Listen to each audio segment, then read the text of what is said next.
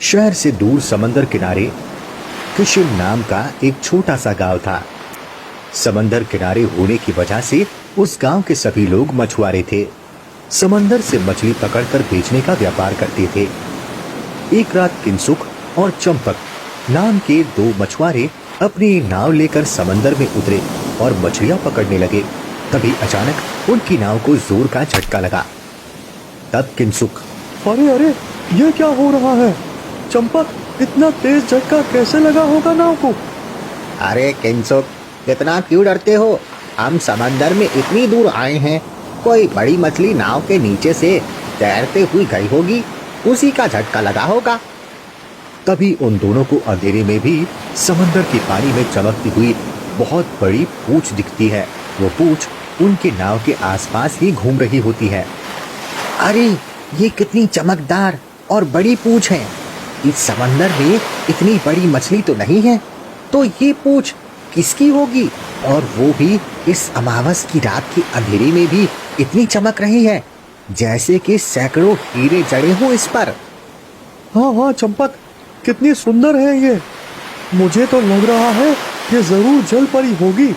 मैंने सुना है समंदर में जल परियां होती हैं, और वो जब समंदर शांत होता है और उसके पास कोई नहीं होता, तभी समंदर के ऊपर आती है। अच्छा, अरे वाह, ऐसी बात है तो हमें इस जलपरी को पकड़ना चाहिए। हम उसे पकड़कर परदेश में जाकर बेच देंगे। अरे, इसकी तो सिर्फ पूंछ बेचकर ही हम करोड़पति बन जाएंगे। सोचो, हमें इतना पैसा मिलेगा कि हमारी साथ पुश्ते बैठकर खाएंगी, बिना मछली पकड़े और बेचे। चंपक के हंसते ही उनकी नाव को झटके लगने लगती है और उनके सामने एक डरावनी भूतिया जलपरी खड़ी हो जाती है। उसे देखकर दोनों डर जाते हैं। भूत, भूतिया जलपरी। अरे, हमें तो लगा था कि ये जलपरी सुंदर होगी, लेकिन ये तो भूत है। हाँ, मैं एक भूतिया जलपरी हूँ। पहले तो मैं बहुत सुंदर थी, लेकिन कुछ सालों पहले ऐसी ही एक रात तुम्हारे जैसे कुछ लालची मछुआरों ने मुझे पकड़कर अपनी नाव पर कैद कर लिया। वो भी मुझे बेचकर करोड़पति बनने के सपने देख रहे थे। उन्होंने मुझे पकड़कर पानी से दूर रखा। बिना पानी के तड़प तड़प कर मेरी मौत हो गई। ये देखकर उन्होंने फिर से मुझे समंदर में फेंक दिया और अपनी नाव लेकर वहां से भाग गए। बिना वजह उन मछुआरों की वजह से मेरी मौत हो गई और मैं चुड़ैल बन गई। रोज रात को समुद्र की ऊपरी सतह पार कर आती हूँ, और जो भी जल परी को पकड़ने की बात करता है, मैं उसे सजा देती हूँ। देखा चंपक, मैंने तुम्हें पहले ही कहा था कि रात के वक्त नहीं आते, लेकिन तुमने मेरी बात नहीं मानी। अब पता नहीं ये हमारे साथ क्या करेगी। फिर भूतिया जलपरी उन दोनों को नाव से समंदर में खींच लेती है और दोनों के सिर धड़ से अलग करके किनारे पर फेंक देती है। अगले दिन सुबह जब दूसरे मछुआरे मछलियां पकड़ने के लिए समंदर पर जाते हैं, तो किनारे पर पड़े सर और धड़ों को देखकर डर जाती हैं।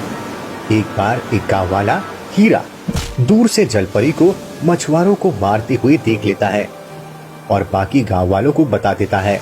सब लोग उस दिन से समंदर के पास आने से डर रहे थे। कोई मछलियां पकड़ने भी नहीं जाता था। बिना मछलियां पकड़े सबका व्यापार ठप हो गया था।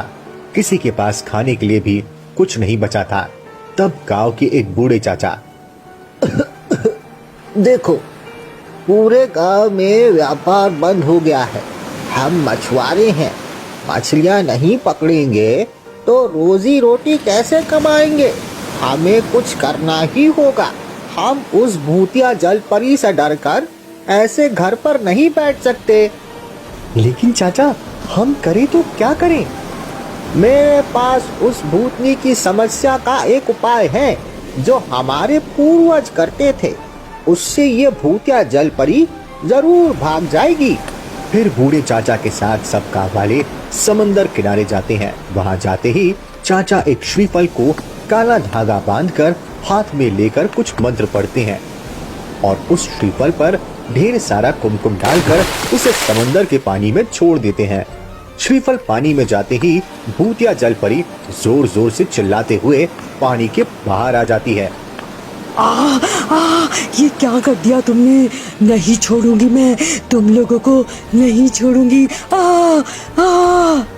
ये समंदर हमारी रोजी रोटी का जरिया है।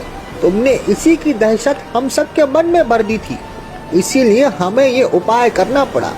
अब तुम ये समंदर छोड़कर यहाँ से चली जाओ और हमें हमारा व्यापार करने दो।